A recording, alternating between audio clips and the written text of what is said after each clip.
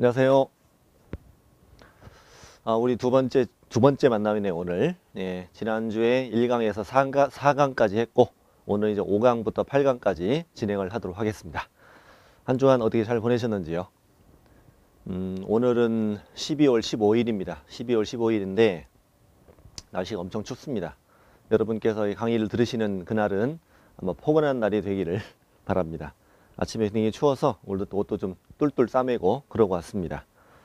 일단 지난주에 우리는 어디를 공부했냐면 공인중개사 법령, 공인중개사 법령을 시작했죠. 시작해서 지난주에 총칙 하셨습니다. 총칙에서 우리가 공부했던 건 법을 제정한 목적, 네, 두 줄 됐었죠. 부동산 공인중개사의 전문성을 제고하고 부동산 중개업을 건전하게 육성하여 국민경제 이바지함 이렇게 있었고, 그다음 6가지 용어 공부하셨네요. 중개, 중개업, 그다음에 공인중개사, 개업공인중개사, 소속공인중개사, 중개보조원이다. 일단 중개라는 건 토, 건, 입, 광공, 중개대상물에 대하여 거래 당사자 간의 매매, 교환, 임대차, 그 밖의 권리에 득실 변경에 관한 행위를 알선하는 것이다. 그래서 중개 대상물 5가지, 우리가 중개할 수 있는 권리 이런 거 지상권, 지역권, 전세권, 저당권 이런 거 공부하셨죠. 유치권의 성립과 이전, 법정 지상권의 성립과 이전 이런 것도 우리가 공부했었고, 그다음 중개 대상 행위, 인거 아닌 거, 그다음에 중개업, 의뢰받고 보수받고 중개를 업으로 하는 것을 말한다. 중개업은 등록하지 않은 자가 중개업을 하면 처벌된다. 이런 내용이었었죠. 그 다음에 공인중개사, 이 법에 의한 공인중개사 자격을 취득한 자. 개업공인중개사는 중개사무소 개설 등록한 자. 개공의 종류는 법인인 개업공인중개사, 또 공인중개사인 개업공인중개사, 또 부칙상 개공이라고 그 자격증 없이 중개업을 하던 그 아저씨들 있죠. 우리 앞으로 그냥 아저씨 그래요. 부칙상 개공. 또 다른 법률의 규정에 따라 중개업을 할 수 있는 법인도 있어요. 지역 농업협동조합 이런 거 있잖아요.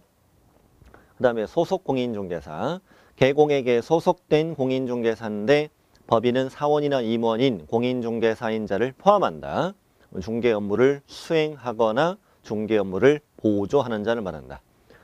그리고 중개보조원은 공인중개사가 아닌 자로서 개공에게 소속되어 현장 안내, 일반 서무 등 단순한 업무를 보조하는 자를 말한다. 이렇게 용어 6가지 하셨고, 그다음 중개대상물 5가지, 중개대상물, 토지, 건축물. 이때 이 건축물은 현존하는 건축물로 한정되는 건 아니죠. 장래 건축될 건물이라고 해서 분양권도 포함되고요. 그러나 분양 예정자로 선정될 수 있는 지위에 불과한 입주권 이런 건 중개대상물 아니다. 이주자 택지를 공급받을 지위에 불과한 대토권 이런 것도 중개대상물 아니다. 미등기 건물, 무허가 건물 다 이런 중개대상물에 포함된다. 그 다음에 그 밖의 토지정착물에는 명인 방법 갖춘 수목의 집단 딱 한 가지 있었죠. 그리고 임목, 등기된 수목의 집단, 광업재단, 공장재단 문제가 잘 나오지 않지만 이런 것도 중개대상물이다. 이렇게 공부하셨습니다. 그런 다음에 우리가 2장으로 건너왔어요. 2장에 공인중개사 시험제도, 교육제도 이런데 우리가 지난주에 46쪽에서 정책심의위원회, 정책심의위원회라는 걸 공부했어요. 여러 가지 사항, 4가지 사항을 심의하기 위해 국토교통부에 정책심의위원회를 둘 수 있다. 꼭 두어야 한다가 아니고요.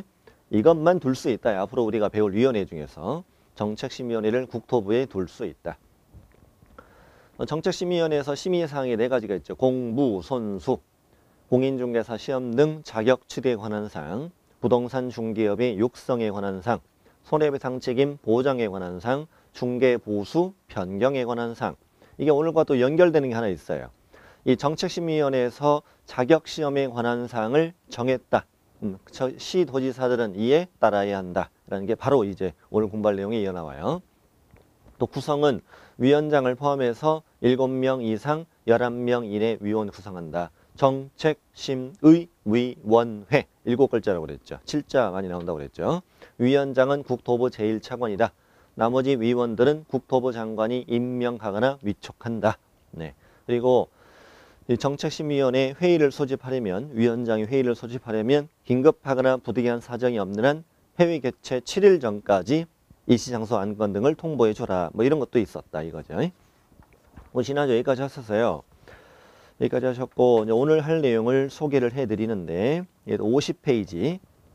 오늘은 50페이지부터 시작해요. 50페이지.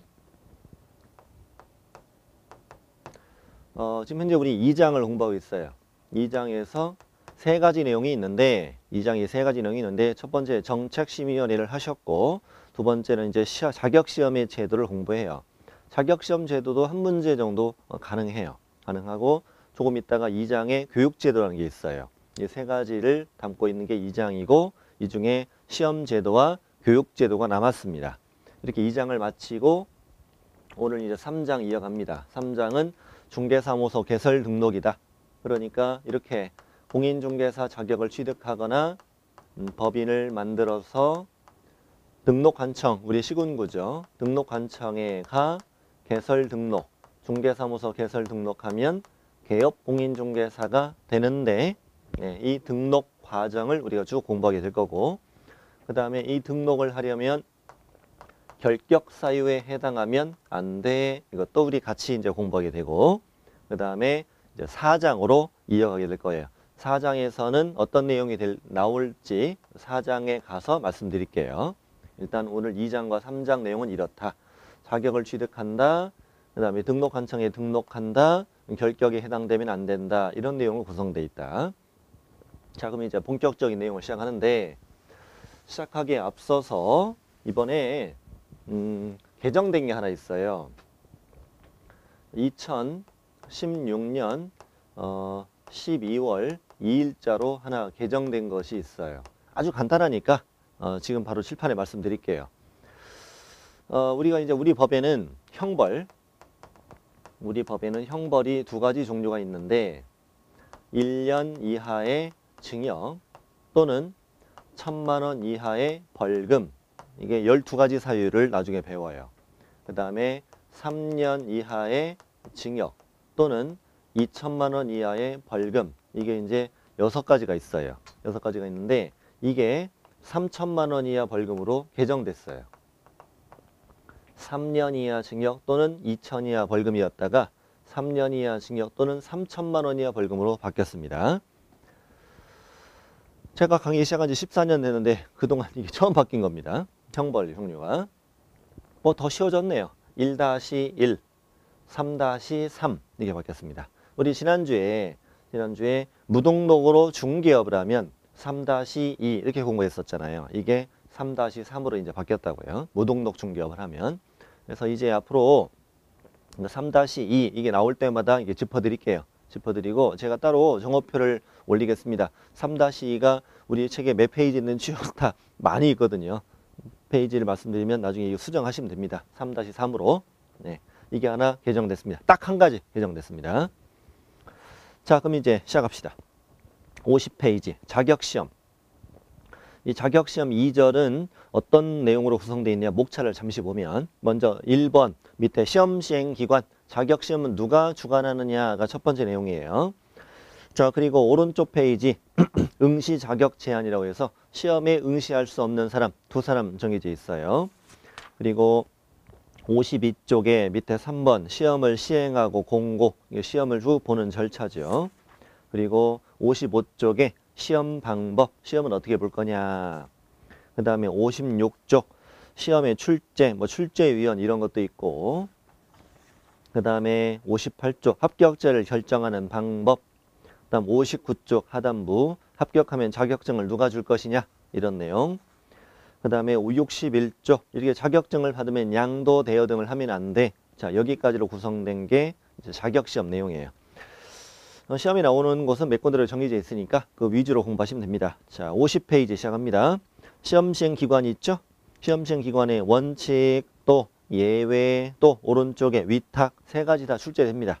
됩니다. 자, 동그라미 1번 들어갑니다. 시험은 누가 시행하는 것이 원칙이냐? 자, 공인중개사가 되려는 자는 이걸 세 글자로 하면 뭐냐? 우리는 됩니다. 우리는 자, 다시 공인중개사가 되려는 자는 세 글자로 뭐요?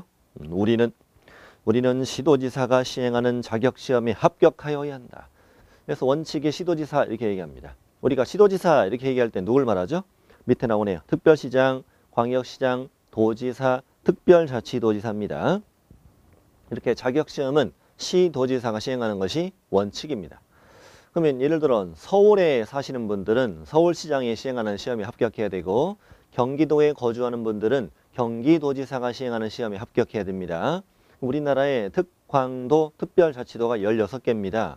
그럼 어떤 문제가 있냐면 시험 시행 기관장이 16명이나 된다면 시험을 시행할 때 이게 배가 산으로 갈 수 있다는 거죠.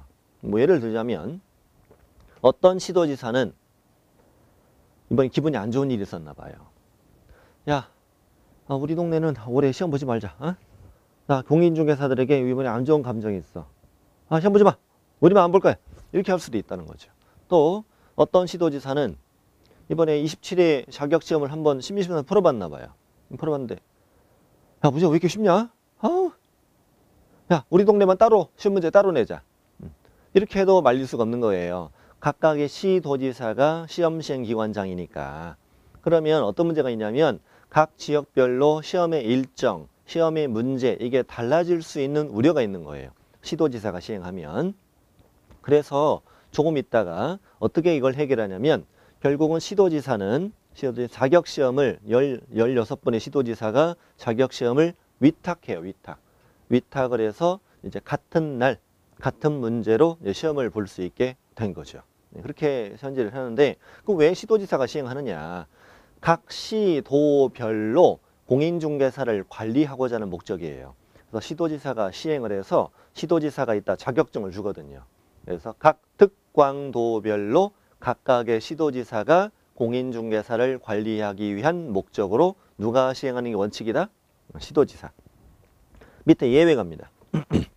국토부 장관은 자격시험 수준의 균형 유지 등을 위하여 필요하다고 인정하는 때. 자, 그렇지. 아까 시도지사가 시행하면 각 지역별로 시험의 균형 유지가 안 될 수 있다. 그러니 균형 유지를 위해서 필요하면 대통령령이 정하는 바에 따라 직접 시험 문제를 출제하거나 시험을 시행할 수도 있다. 그래서 우리가 예외 이렇게 얘기해요.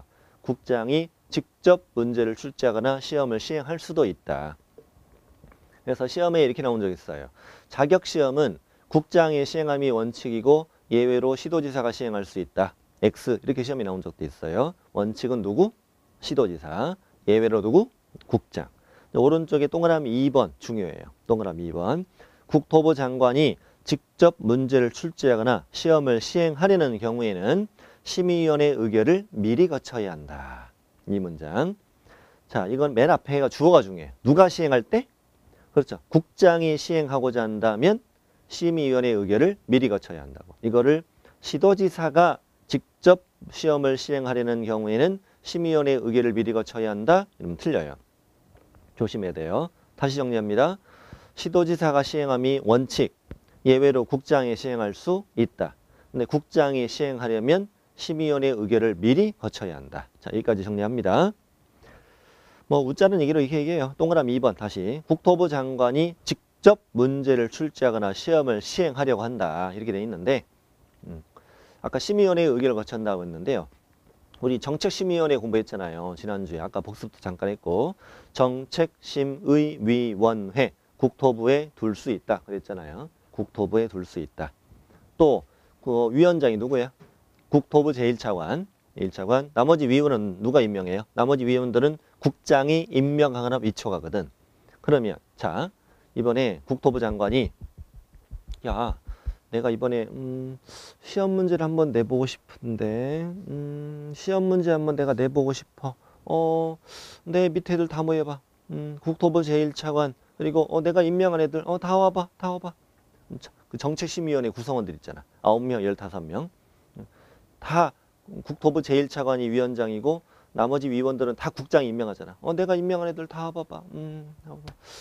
내가 문제를 한번 내보고 싶은데 어떻게 생각해? 우리 한번 심의 한번 해보자. 그랬더니 우리 위원들이 뭐래요? 문제 보니까 내고 싶은 눈치야. 그래서 그러셔야죠. 이런 의미라고 이게. 그러셔야죠. 배점은 얼마로 할까요? 40점을 할까요? 네, 좋아요. 그래서 국장이 문제를 낼 수 있다는 거죠. 국장이 낸 문제를 틀리면 이제 어떻게 돼? 응? 40점 깎이는 거예요. 60점밖에 안 돼. 이렇게 한번 상상해 보세요. 국토부 장관이 직접 문제를 출제하거나 시험을 시행하려는 경우에는 뭘 거쳐라? 심의위원회 의결을 미리 거쳐야 한다. 네. 얘들아 뭐 해봐봐. 내가 문제 한번 내보고 싶어. 이렇게 국장. 자, 양가라서 3번. 시험 시행 기관장은 시험의 업무를 다음의 기관에 위탁할 수 있어요. 첫 번째는 어디에? 협회에다가. 두 번째는 어디에? 공기업 준정부기관에다가. 우리 저 뒤쪽 단원 8장까지 가면요. 업무 위탁이라는 걸 또 배워요. 그래서 시험은 몇 군데 위탁한다? 2군데. 이렇게 외우세요. 시험은 2차까지 있으니까 2군데. 시작. 시험은 2차까지 있으니까 2군데. 협회 아니면 공기업 준정부기관. 그럼 협회는 위탁을 받을 수는 있는데 현재 협회가 위탁을 받아서 시험을 시행한 적은 한 번도 없어요. 한 번도 없고 현재 공기업 준정부기관에 위탁을 해왔죠. 현재는 산업인력관리공단이잖아요. 자, 시험 시행 기관 정리했습니다. 자, 응시 자격 제한으로 갑니다. 응시 자격 제한은 현재 법은 거기 법의 6조하고 법의 4조의 3 이게 딱 두 가지 정해져 있어요. 시험 못 보는 사람 두 사람 있습니다. 두 사람 이렇게 두 사람 있고 그 밑에 박스 밑에 보면 이렇게 적혀 있죠. 이렇게 두 사람 응시 제한하는 자를 제외한다면 누구라도 자격 시험에 응시할 수 있다 이렇게 적혀 있잖아요. 네, 그 내용을 좀 이따 다시 한번 읽어볼게요. 자, 52쪽 가보세요. 52쪽. 시험 못 보는 사람 몇 사람? 두 사람. 자, 자격 취소된 자. 1번. 공인중개사 자격이 취소되고 3년이 경과되지 않은 자는 공인중개사가 될 수 없다. 뭐 숫자만 외우시면 되지 뭐. 자격 취소 3년. 이렇게. 네. 자격 취소 예를 들면 자격증을 대여했다. 이런 식으로 자격 취소가 됐다. 넌 앞으로 몇 년 동안? 3년 동안 공인중개사가 될 수 없다. 동그라미 2번도 알긴 해야 되는데 동그라미 2번은 나중에 결격사유에서 또 배워요.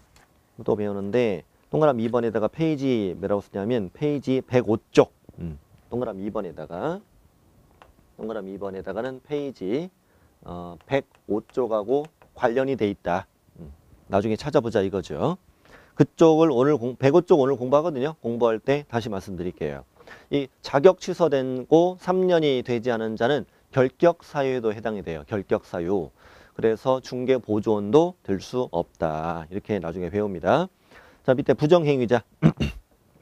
시도지사나 국토부 장관, 즉 시험시행기관장은 시험에서 부정한 행위를 한 응시자에 대하여는 그 시험을 무효로 하고 그 처분이 있은 날부터 5년간 응시 자격을 정지한다.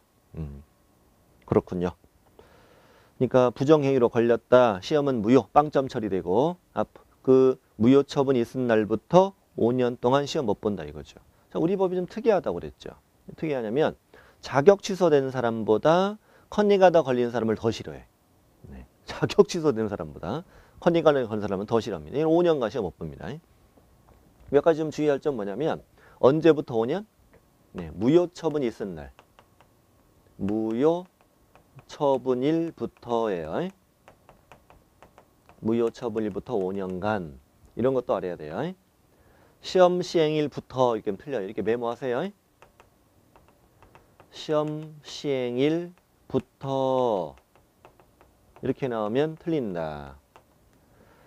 시험이 부정행위로 적발됐다. 시험이 무효 처분되고 그날 무효 처분이 된 날부터 5년이에요. 그 무효 처분이 된 날은 꼭 시험 본 날은 아니에요. 네, 꼭 그러는 건 아니니까. 자, 이렇게 해서 시험 못 보는 사람 몇 사람? 두 사람.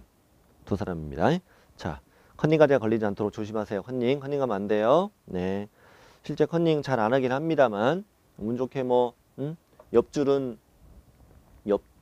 나오고 유형이 다르거든요. 시험은 A형과 B형이 있어요. A형과 B형. 근데 2줄은 A형, 2줄은 B형 이렇게 한단 말이에요. 그러니까 보려면 이제 앞에 사람이나 뒷 사람을 컨닝해야 되거든요. 옆에는 컨닝이 안 되고. 네.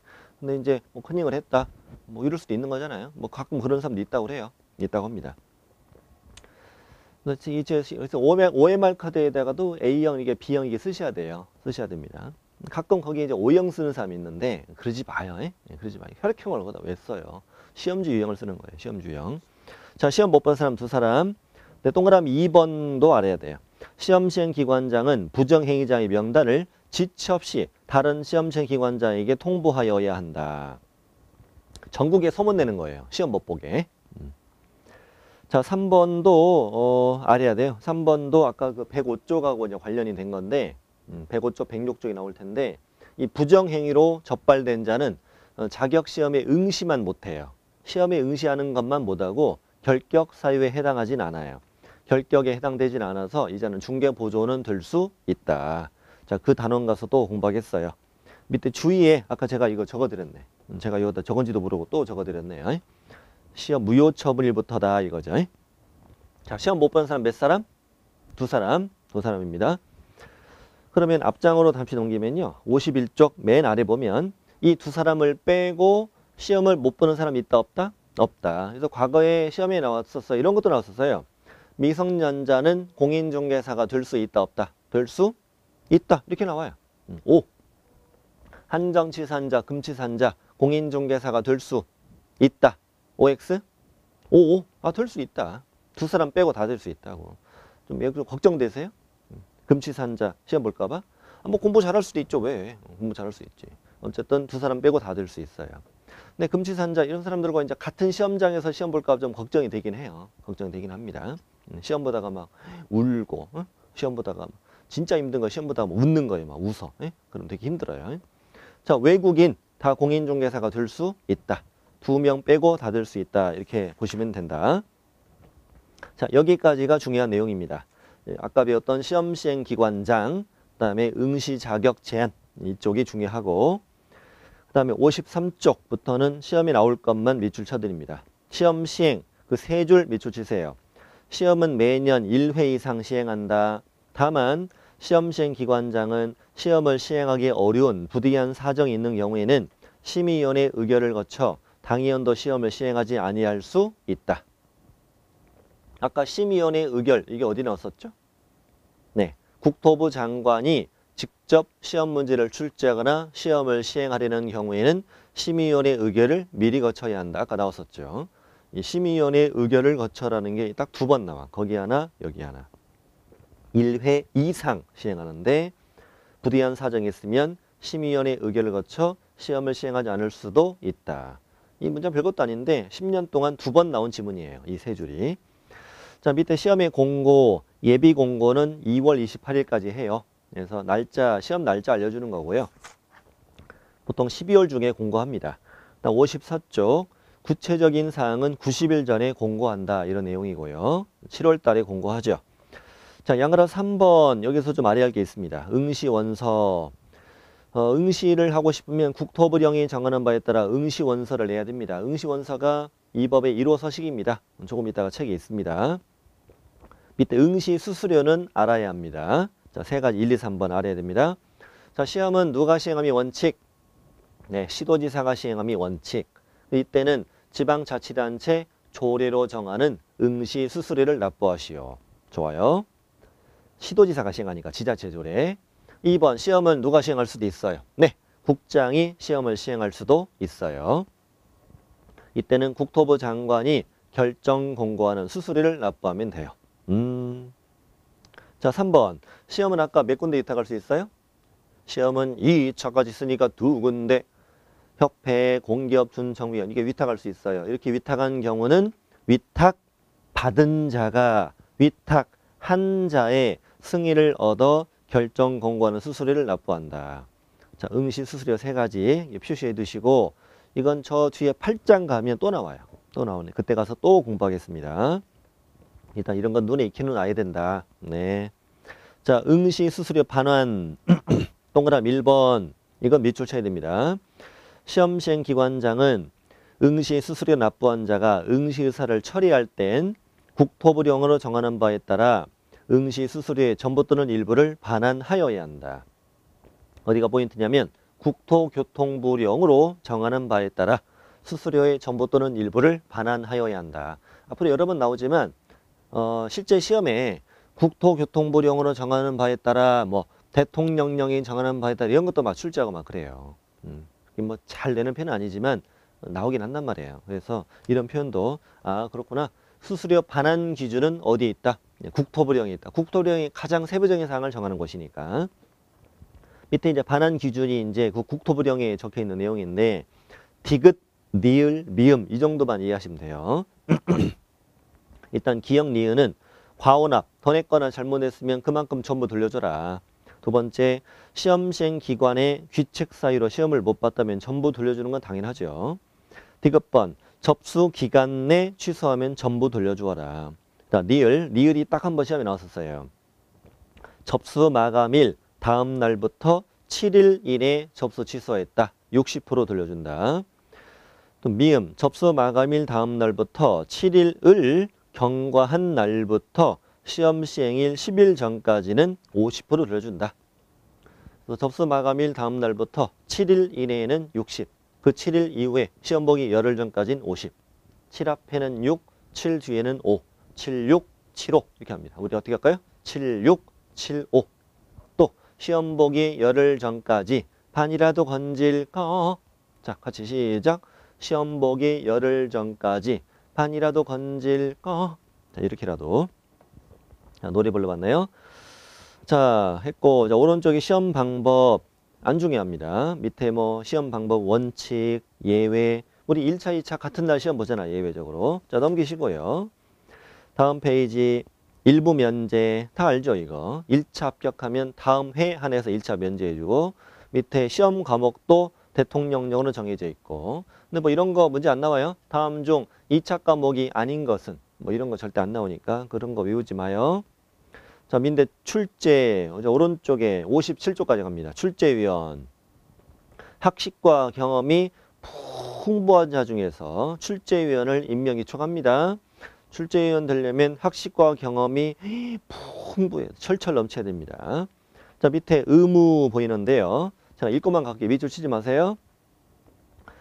출제위원은 문제 출제, 선정, 검토, 채점상, 유의상, 준수사항을 성실하게 이행해야 돼요. 자, 근데 2번 시험의 신뢰도를 크게 떨어뜨리는 행위를 한 출제위원이 있었대요. 그러면 그 명단을 다른 시험시행 기관장과 두 출제위원이 소속하고 있는 기관자에게 통보하는 거래요. 자, 3번만 밑줄 칠게요. 자, 국장이나 시도지사는 명단 통보한 출제위원에 대하여 5년간 출제위원으로 위촉해서는 안 된다. 시험에 한 번도 안 나왔습니다, 이거. 왜 안 되나 생각해 봤더니 출제위원이 자기를 시험에 내야 되더라고. 네, 그래서 안 되더라고요. 그리고 좋은 얘기도 아니잖아요. 뭐 어떻게 해서 신뢰도를 크게 떨어뜨리는가를 모르겠어요. 뭐 시험 문제를 돈 받고 팔아먹었는가. 아니면 뭐 다음 중 공인중개사 시험 과목이 아닌 것은 5번 영어. 있다고 해가지고 막 문제를 개판을 만들어가지고 시험을 신뢰도를 크게 떨어뜨리는 얘기지. 예를 들면 그렇다는 얘기예요. 네. 자, 넘기시고요. 합격자 결정, 1차, 뭐 2차, 우리 결정하는 방법 다 알잖아요. 그냥 지나가세요. 지나가시고. 자, 59쪽 드디어 합격했네요. 합격하면 자격증을 교부하는데 또 넘겨보세요. 넘겨보시면 60쪽. 자, 양가로 1번 시험시행 기관장은 합격자가 결정되면 공고하여야 한다. 우리가 시험 본 날 이미 당락 여부는 알잖아요. 시험 본 그날 바로 1차, 2차 정답이 나오니까 우리 문제집 갖고 나와야 되잖아요. 시험 문제에다가 답을 잘 체크해서 가지고 나와야 돼요. 가지고 나면 그날 오후 5시에 정답이 발표된단 말이에요. 근데 1차 과목 같은 경우에는 1차 교수님들이 미리 풀어요. 미리 풀어서 여러분 이제 시험 2차 시험 마치고 나오면 이미 1차 정답은 나와 있습니다. 그래서 바로 채점하시면 됩니다. 채점할 때 얼마나 떨리는지 몰라요. 엄청 떨려요. 한번 이게 문제 그을 때마다 살점이 날아가는 것 같아요. 나중에 막 개수 셀 때는요. 온몸이 후들거려요. 온몸이 후들거립니다. 그래서 개수를 셌더니 정말 합격했어. 신나. 그리고 이제 오후 5시에 2차 발표되면은 또 채점해. 채점하는데 우리가 또 문제 풀어가지고 한 4시 반 정도의 문제가 답이 나올 거예요. 그래서 우린 5시 전에 합격을 합니다. 합격하고 신나는 밤 보내시면 됩니다. 합격하면 얼마나 좋은지 뭐 아무리 막 마셔도 취하지도 않고요. 다음 날도 뭐 그렇게 개운할 수가 없어요. 이렇게 개운할 수가 없습니다. 여러분 꼭 합격하세요. 화이팅! 합격하시고. 네. 근데 이제 문제는 딱점을 합격하신 분들은 좀 마음고생을 해요. 딱 60점 합격을 하면은 내가 마킹 하나만 잘못해도 떨어지잖아요. 그래서 합격자 발표를 한 달 후에 하는데 한 달 동안 좀 마음고생을 합니다. 한 달 동안 좀 밥맛도 좀 떨어지고요. 그래서 한 달쯤 지나면 사람이 거의 반쪽이 돼요. 거의 반쪽이 되고 마음고생을 매일 밤 악몽을 꿔, 악몽. 시험을 새로 보는 악몽을 꿉니다. 네. 우리가 딱점 합격하면 힘드니까 한두 개는 좀 남게 해주세요. 해주시고. 자, 이렇게 해서 이제 합격자 공고했어. 근데 양괄호 2번, 양괄호 3번 여기가 중요합니다. 중요합니다. 자격증 교부. 자, 1번. 시도지사는 합격자에게 국토교통부령이 정하는 바에 따라 자격증을 교부하여야 한다. 앞에 시도지사 중요합니다. 자격증을 국토부 장관이 교부하면 틀립니다. 시도지사는 국토교통부령이 정하는 바에 따라 자격증을 교부하여야 한다. 그래서 국토교통부령이 정하는 바에 따라 이만큼도 중요해요. 자, 이걸 하나 알면 앞으로 편해요. 공부하기가. 법에서 사용되는 모든 서식, 법에서 사용되는 모든 서식은 국토교통부령으로 정해요. 국토교통부령이 있다고요. 그럼 자격증 서식도 어디 있어요? 국토부령에 있지요. 그러니까 1번 시도지사는 국토부령이 정하는 바에 따라 자격증을 교부하여야 한다. 그래서 이 문장을 그대로 내는 걸 좋아해요. 네, 좋아합니다. 시도지사를 국장 이러면 틀리는 거예요. 물론 등록한청 이래도 틀리는 거예요. 그리고 동그라미 2번 국토부령을 가보니까 뭐라고 돼 있느냐. 시도지사는 협격자 결정 공고일부터 1개월 이내에 그 다음 줄 자격증 교부대장에 기재해요. 그리고 자격증을 교부하여야 한다. 자, 시도지사는 1개월 이내에 자격증을 교부한다. 이 정도 말면 충분하집니다. 국토부 장관 안 됩니다. 안 됩니다. 그리고 3번 자격증 교부대장은 전자적 처리가 불가능한 특별한 사유가 없으면 전자적 처리가 가능한 방법으로 작성 관리하여야 한다. 전산만 관리하라는 얘기예요. 자, 자격증은 시도지사가 준다는 거 중요합니다. 중요합니다. 국토부 장관이 아닙니다. 그래서 경기도에서 받으면 경기도지사 이렇게 쉽게 나와요. 강원도면 강원도지사 이렇게 쉽게 나온단 말이에요. 내가 응시원서에 쓰는 주소지대로 나와요. 시험을 어디서 보느냐 이건 따지지 않고 응시원서 제출할 때 그 주소지대로 자격증이 교부됩니다. 이건 시도지사가 자격증을 관리하기 위한 목적이라고 그랬잖아요. 네. 답이 재교부 들어갑니다. 자격증을 받았는데 잃어버리거나 못쓰게 되었다. 자, 역시 두 번째 줄 밑줄칩니다. 국토부령이 정하는 바에 따라 시도지사에게 재교부를 신청할 수 있다. 재교부 신청서, 이 서식도 국토부령에 있거든요. 동그라미 2번. 그러면 이 재교부 신청서를 어떤 시도지사에게 내라? 자격증을 교부한 시도지사에게 제출하여야 한다. 그 교부한이란 단어가 중요합니다. 처음에 줬던 대로 다시 가야 된다는 거예요. 그리고 밑에 2번 수수료. 재교부라는 게 들어가면 항상 수수료를 납부해야 돼요. 지방자치단체 조례로 정하는 수수료를 납부해야 된다. 자, 이렇게 해서 순시간에 자격증을 받았고, 자, 오른쪽 3절 갑니다. 양도 대응 금지. 자, 본문 들어갑니다. 양거리 1번에 1번.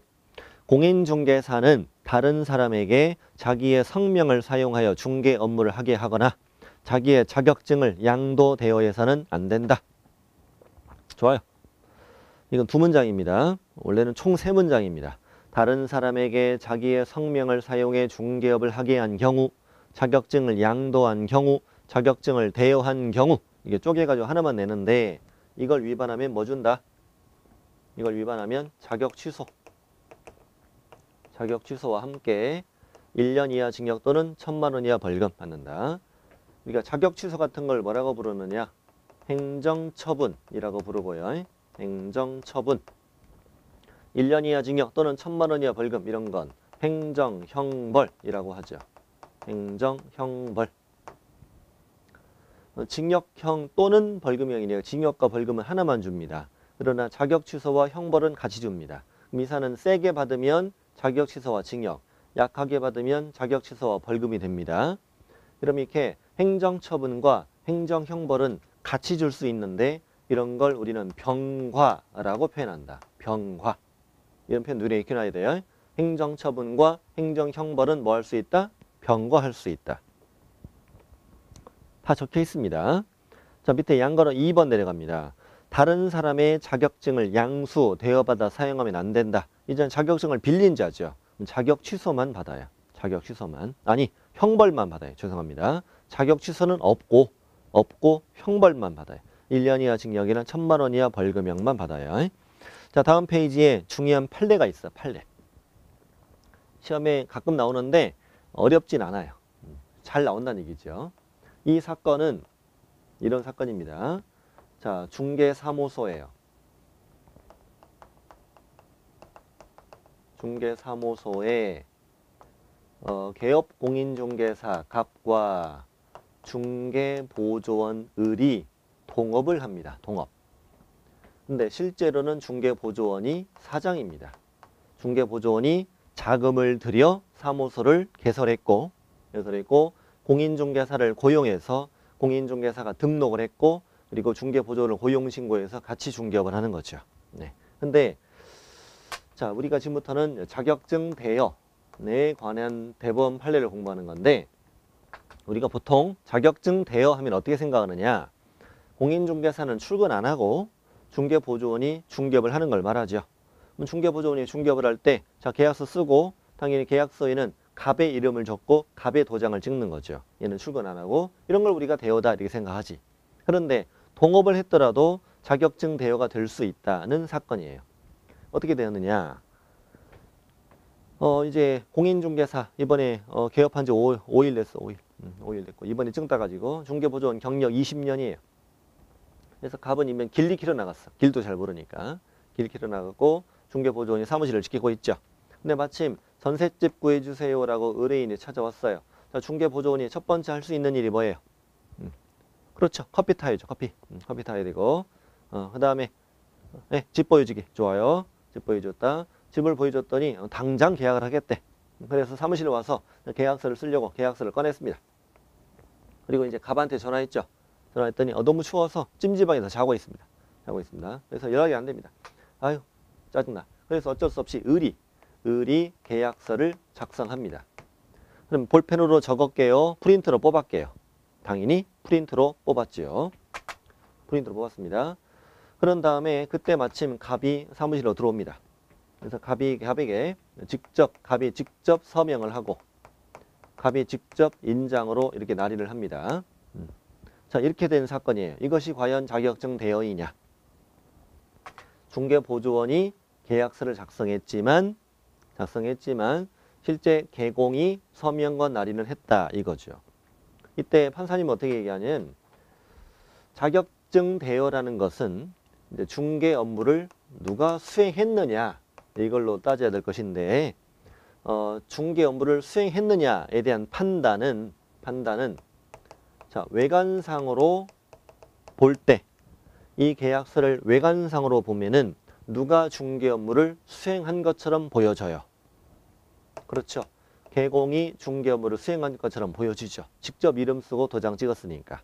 그러나 실질적으로 중개 업무를 수행한 건 누구예요? 을이죠. 을이 거래 성사도 시키고 계약서도 작성했으니까. 예. 그리고 을이 중개 업무를 수행했다는 사실을 알면서도 갑은 여기에 이름 쓰고 도장 찍었죠. 그러면 실제로는 갑은 을에게 중개업을 하게 한 거나 마찬가지죠. 예. 그러니 중개 업무를 수행한 건 실질적으로 을이므로 또 실질적으로 판단을 해야 될 것이므로 외관상으로 판단해서는 안 될 것이며 그러니 이것은 자격증 대여에 해당한다. 공인중개사가 다른 사람에게 자기의 성명을 사용하여 중개업을 하게 한 경우로 보겠다는 거지. 이것도 자격증 대여에 해당한다. 이런 사건이었어요. 결론, 중개보조원이 계약서를 작성하고 개공이 여기에 서명 및 날인했더라도 이건 자격증 대여에 해당한다. 일단 그 판례 1번 한번 읽어보겠습니다. 자격증 대여가 아닌 경우라고 되어 있죠. 이건 밑줄 말고 읽고만 하세요.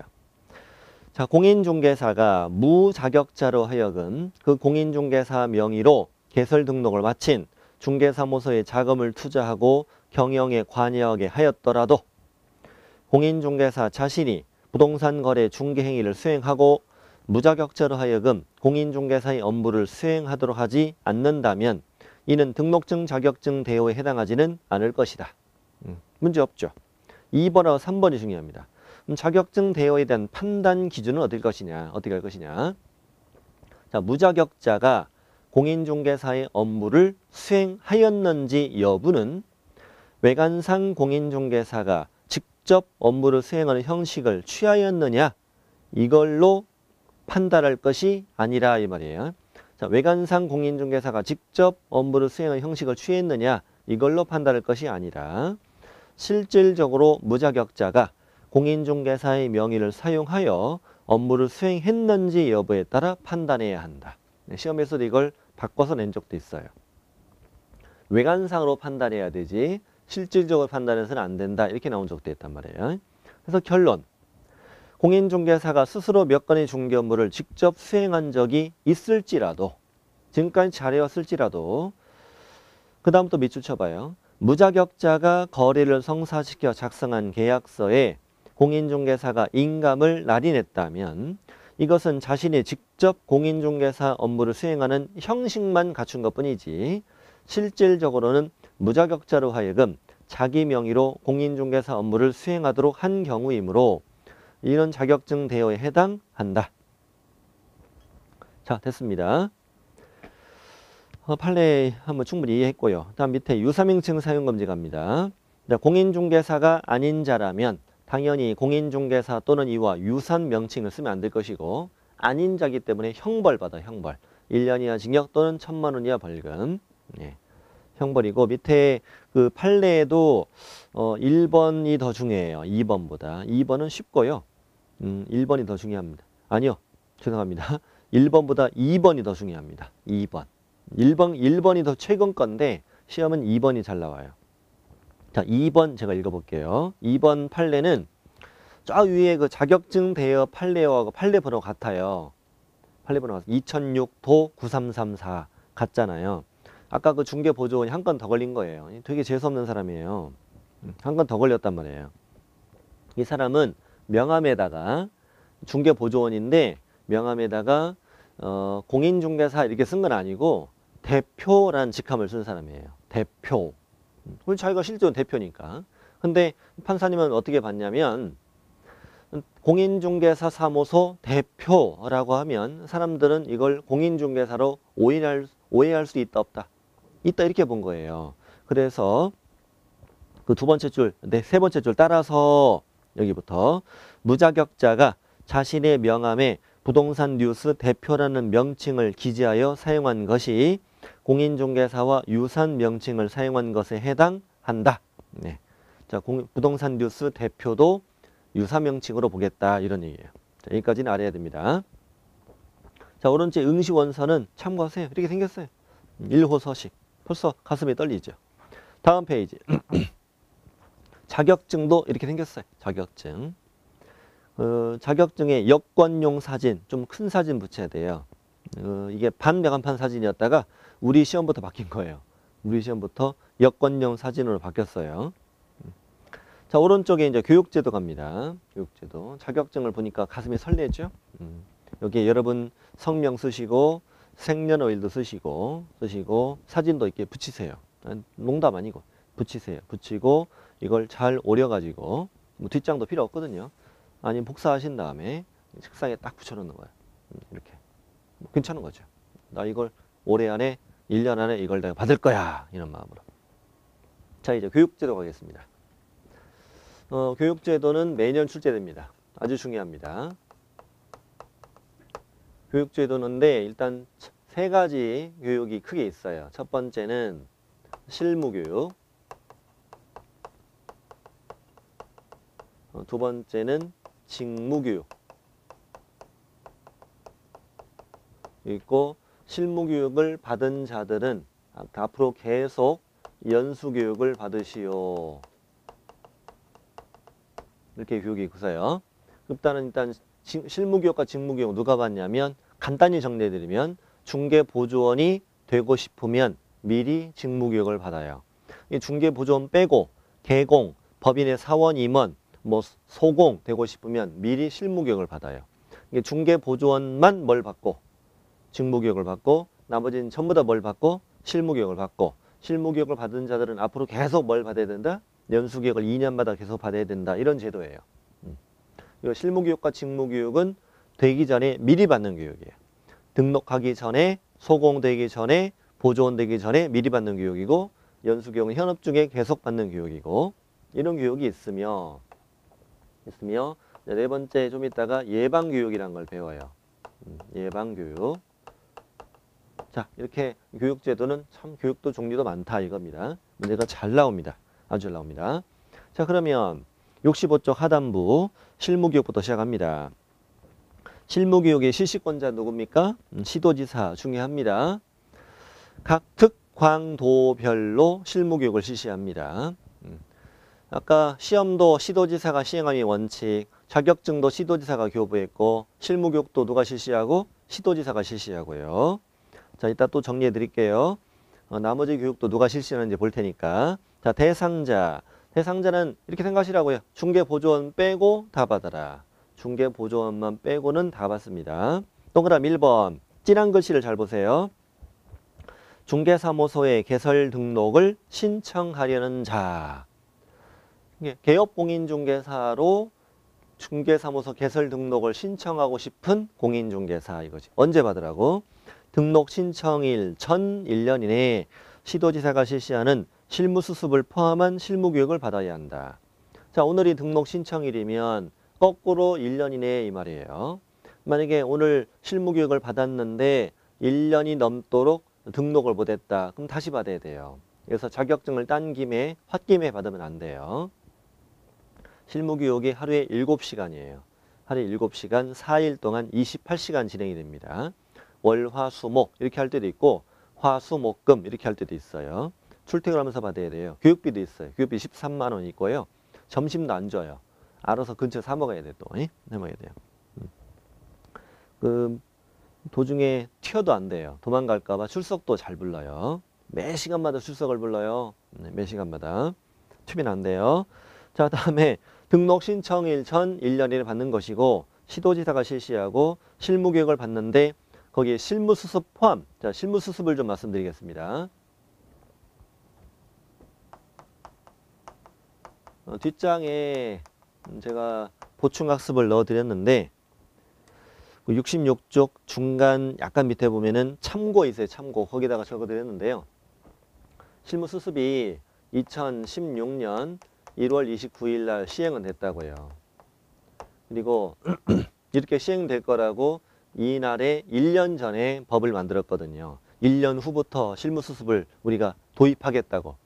그래서 이제 2015년 1월 달에 이 제도를 만들 때 어떻게 했냐면 앞으로 아무나 개공될 수는 없고 소공으로 일정 기간 동안 좀 일을 해야 석 달이든 6개월이든 일을 해야 우리가 개공으로 등록할 수 있는 제도를 도입하겠다. 이렇게 해서 실무수습 제도를 법에다가 포함시키고 1년 후 시행한다. 이렇게 만든 거예요. 2015년에. 그때 아무튼 긴장 많이 했어요. 아니 우리가 증 따고 그러면 이제 일정 기간 취업을 해야 개공이 된다는 얘기인데 이게 뭐 취업하는 게 쉽나요? 어디 중개사무소 가서 생각해 보세요. 나 석 달만 일하게 해줘. 아, 나 해주겠다. 말도 안 되는 거지.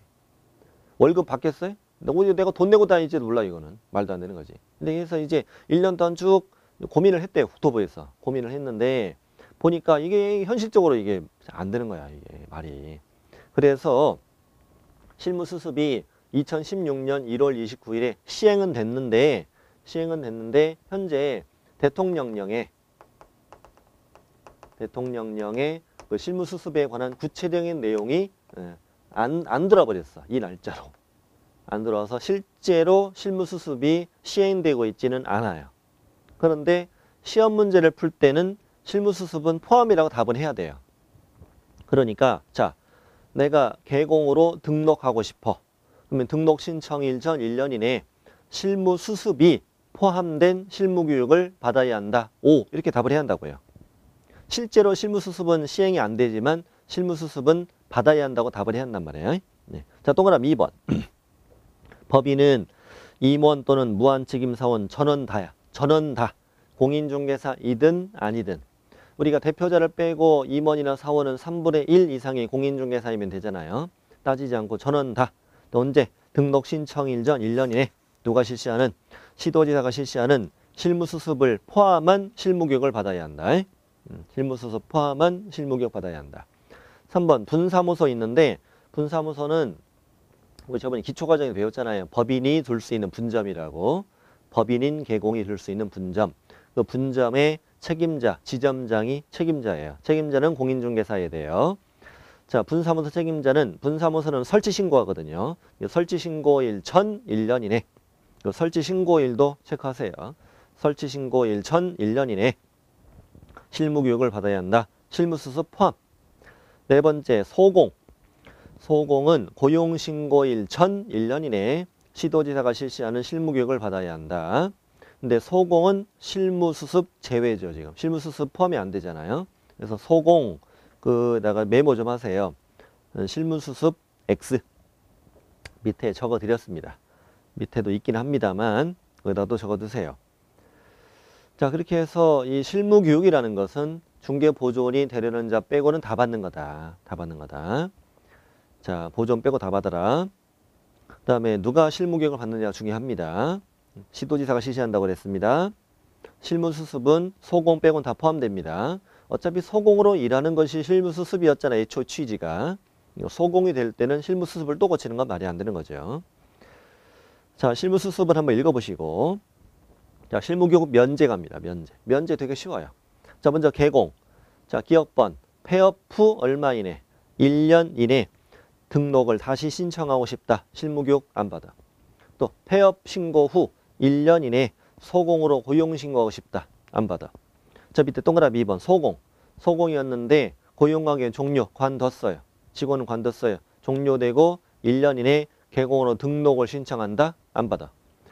소공이었는데 고용관계 종료되고 1년 이내에 다시 소공으로 고용신고하고 싶다. 안 받아. 안 받아. 이렇게. 그럼 결론 뭐예요? 관두고 얼마 이내? 1년 이내에 다시 될 땐 다 면제죠. 그러면 시험에 이렇게 되기도 하지. 폐업 신고 후 1년이 경과하고 다시 등록을 하려는 자 실무교육을 받아야 한다. 5. 이게 관두고 1년이 경과하면 다시 실무교육을 받아야 한다고 해. 자, 오른쪽에 실무교육의 내용은 딱 세 군데 외쳐주세요. 법률 지식, 경영실무, 직업윤리. 다시 법률 지식, 경영실무, 직업윤리 밑줄만 쳐놓고요. 이따가 나머지 교육과 비교해 드릴게요. 자, 교육 시간은 28시간, 32시간. 일단 32라는 숫자를 외워야 돼. 32. 이거 외우셔야 됩니다.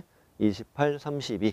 74, 28, 84, 32에 원래 4일 한다고 그랬잖아요. 74, 28이나 84, 30인데 현재는 28시간 시행하고 있다. 이번 시간은 여기까지 합니다. 이번 시간 이거 마칠 것이고 바로 이어지는 여섯 번째 시간에 자, 직무교육, 연수교육, 예방교육에서 이 단원 마치고 3장으로 이어 들어갈 것입니다. 잠시 후에 뵙겠습니다.